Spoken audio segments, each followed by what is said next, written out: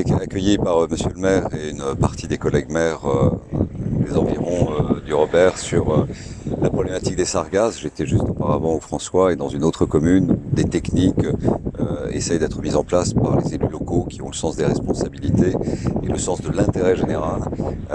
De notre point de vue, du point de vue de l'Association des maires de France, après cette visite sur le terrain, c'est un problème de l'État, c'est un problème de catastrophe naturelle, récurrent, régulier, qui nécessite une mobilisation des financements. Ça peut être également une problématique de nature sanitaire, incontestablement, et donc c'est un sujet qui doit être pris à bras le corps.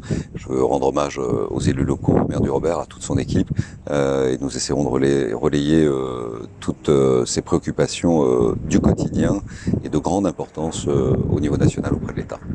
L'ancien ministre de l'Outre-mer est venu nous voir en Martinique, et plus précisément, il est venu au Robert pour voir de visu le problème des sargasses, pour s'approprier de ce problème-là.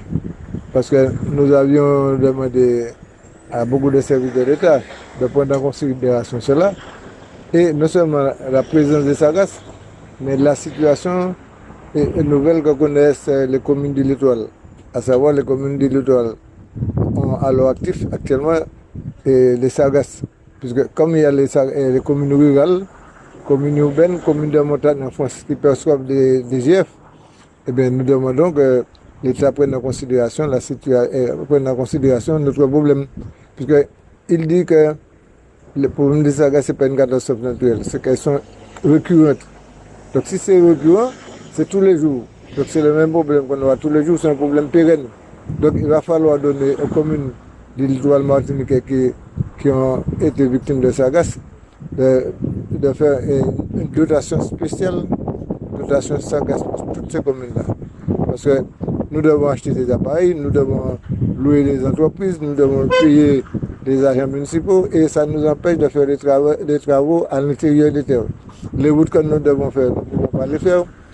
La propreté, les lagailles, tout ça, nous ne pouvons pas les faire aussi facilement que nous le faisions par le passé. Parce qu'il nous faut enlever les sargasses le plus tôt possible. Et là, nous avons fait, on appelle la projet, c'est-à-dire des barrages. Nous avons 6 à 7 barrages qui sont arrivés. Malheureusement, nous ne pouvons pas les installer encore en mer parce que ni l'État ni la CTM ne nous a donné l'autorisation de le faire. Donc, nous ne pouvons pas lancer ce qu'on appelle l'ordre de service. Nous pouvons lancer l'ordre de service, mais si nous lançons l'ordre de service sans l'autorisation de l'État et de la CTM, ce sera à nous de payer l'ensemble de la dépense.